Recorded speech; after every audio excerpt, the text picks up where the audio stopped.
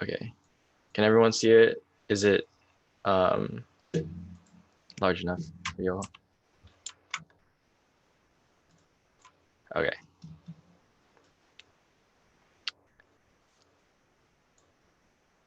All right. So welcome everyone. Thank you for joining my presentation. I'm Angelo Wong. I work in Dr. Kabara's microbiology lab, and I've been in the lab since freshman year pretty much. So this is um, basically an accumulation of the past 3 to 4 years of my research. This is just a poster presentation, so it doesn't encompass everything, but here's pretty much a good summary of what I do in the lab. So uh, this presentation is over the effect of copper on mRNA expression in Saccharomyces cerevisiae cells, which is Baker's yeast. And this is related to something called the nonsense mediated mRNA decay pathway. And so what this is also called NMD, the mRNA decay pathway. So what NMD is, it's a eukaryotic nonsense mediated mRNA decay pathway that degrades mRNAs with prematurely terminated translation. So in most eukaryotes, mRNAs with premature termination codons within the genes can lead to really bad things like truncated proteins. So if you can see in the figure, labeled NMD pathway, you can see that what happens within eukaryotes is after they're transcribed from the DNA, it can produce an mRNA. And within that mRNA, if it is mutated or faulty, it can become a premature termination. There can be a premature termination codon within the mRNA transcript. And so what that does is it basically pauses the translation machinery, so the rest of the gene is not translated into a protein. And so that's what can lead to truncated proteins. So these mRNAs that have the PTCs can be produced by either improper pre-mRNA processing or random different types of mutations. And this leads to truncated proteins, which are obviously bad because it can lead to things like biochemical pathway failures and other structural failures that are physiologically bad for the cell and can possibly kill it. So not only does NMD regulate premature termination codons within the mRNAs, but they also regulate natural mRNAs. So this is also another process for how regular mRNAs that don't lead to truncated proteins.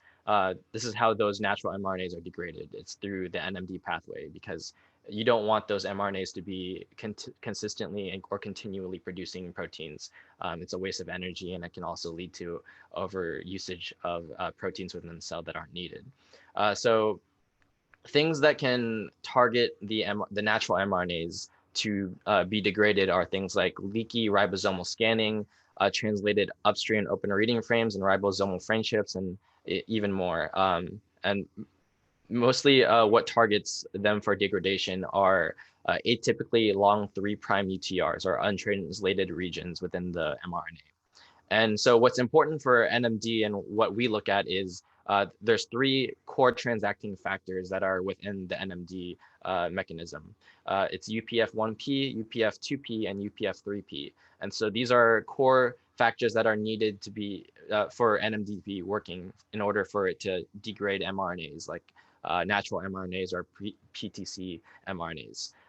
And so what is interesting is that if any of these are mutated or faulty, then the entirety of the NMD function of degrading mRNAs cannot work.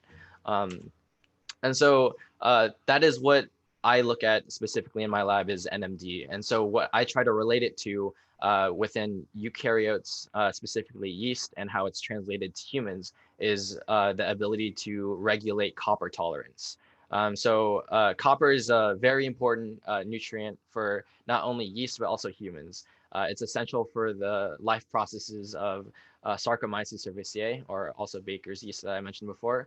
So it's a micronutrient as a cofactor for different cellular processes. But even though it is an important micronutrient, it can also be toxic to the cell. It can lead to a lot of various diseases within humans as well. So at high concentrations, it can cause cell death. It causes production of things like superoxide radicals within the cell, which are extremely reactive and can disrupt the physiological processes within the cells. So there needs to be a mechanism within yeast and humans as well to be able to export that excess copper outside of the cell, so that's not necessarily so toxic.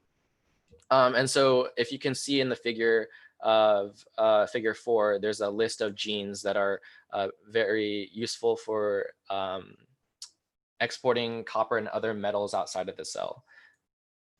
And so what I specifically look at is a gene called PCA1. And basically what PCA1 is, it's a gene that encodes a cadmium and copper transporting P1B type heavy transporting ATPase. So which basically is just a fancy term for it is integral for the role of copper and iron homeostasis within the cell. So I won't go into depth about what PCA1 is, but I will talk about what my research has resulted in the past 3 years. So if you look to figure 2 and figure 3, these are growth curves. And so what basically occurred for the growth curves is I looked at what the growth rates are for yeast cells with a functional NMD pathway and a non-functional NMD pathway. And then I also looked at what happens to those cells when they're in low copper concentrations and high copper concentrations. And then I compare that to the control, which is just normal media. So in figure 2, you can see that the graph portrays the growth rates of both strains of the functional and non-functional NMD mutant and the low copper conditions. So over a span of 24 hours, indicated by the x-axis, and its absorbance by the y-axis. The absorbance basically talks about, or it indicates how dense the solution or media is, or which is how much cells or how much growth there occurs. So the graph shows that the wild type BKY8 and the NMD mutant BKY43 are the strains that are examined in this growth curve. So both strains had analogous growth rates when they're grown in just complete minimal media with low copper concentrations.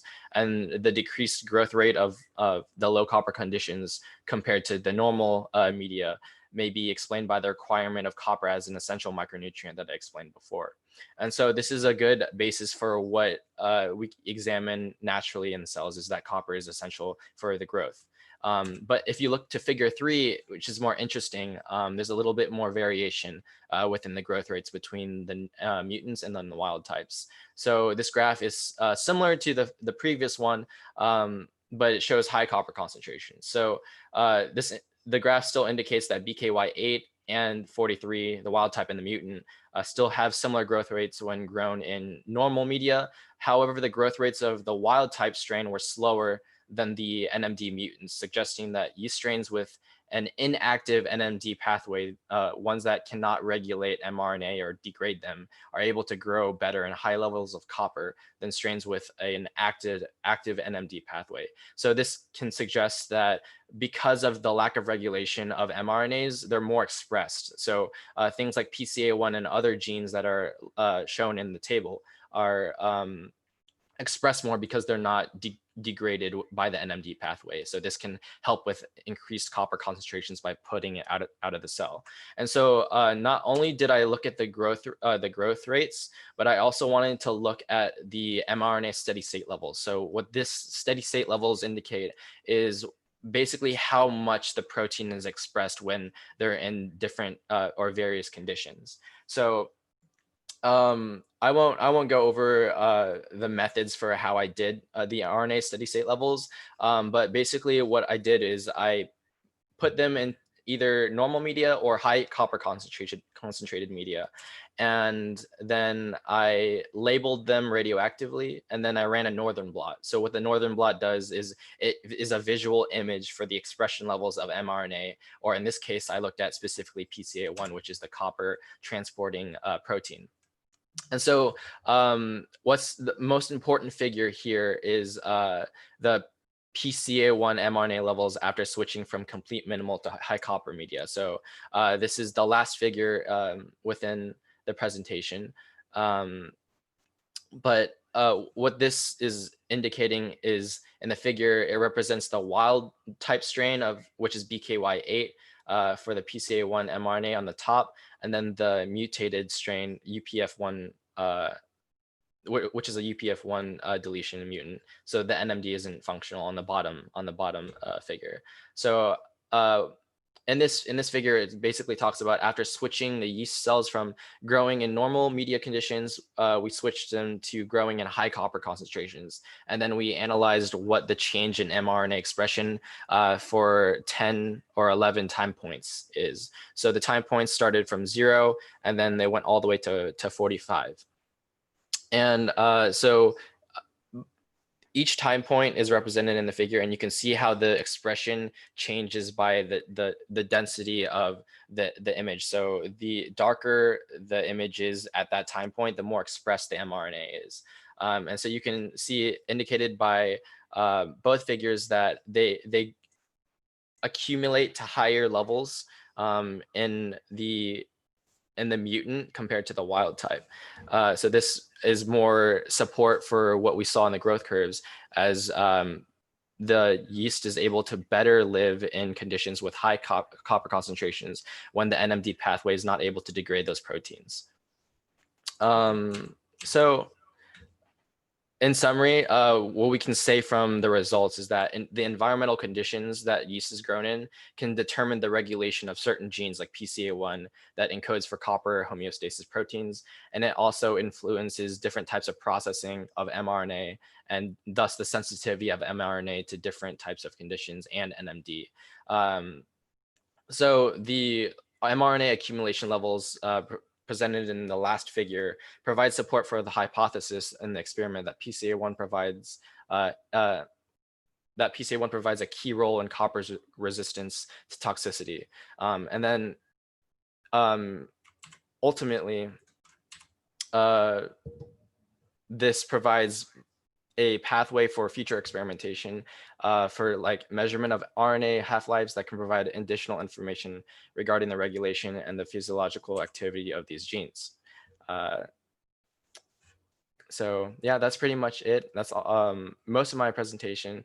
There's still a lot to talk about, but we're limited on time. So I'll now open up the Zoom call for any questions.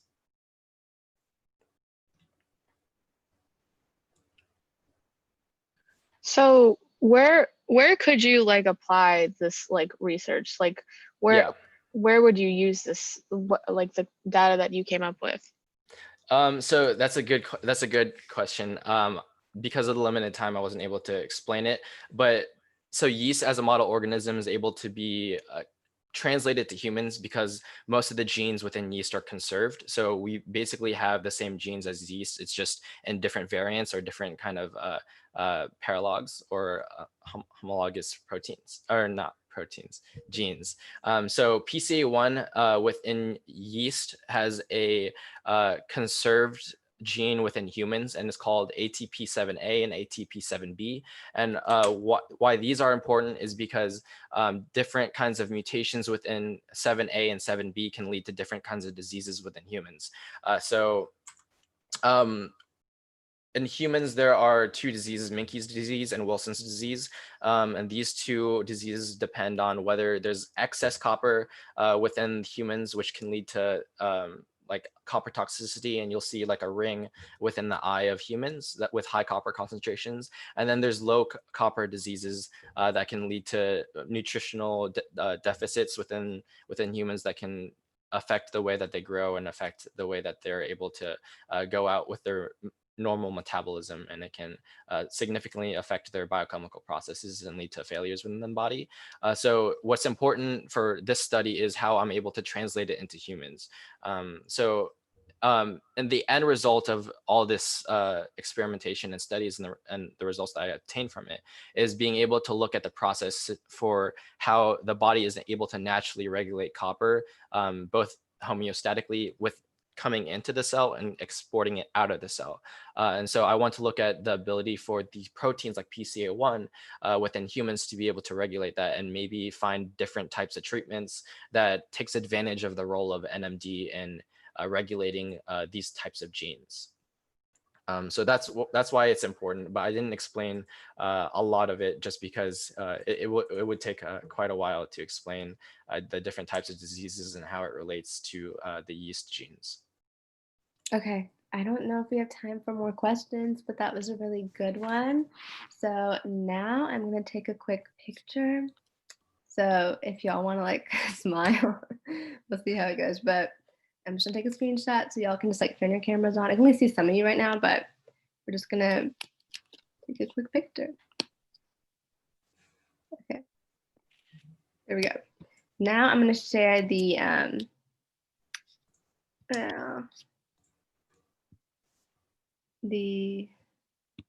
QR code. Okay, can y'all see that? If you just got here, don't do this yet. But if you were here earlier, then feel free to scan the QR code. Oh, hello, Cole. Okay, and when you've scanned it, then you can leave and you can go to a different poster session. Thanks for coming to this one. But yeah.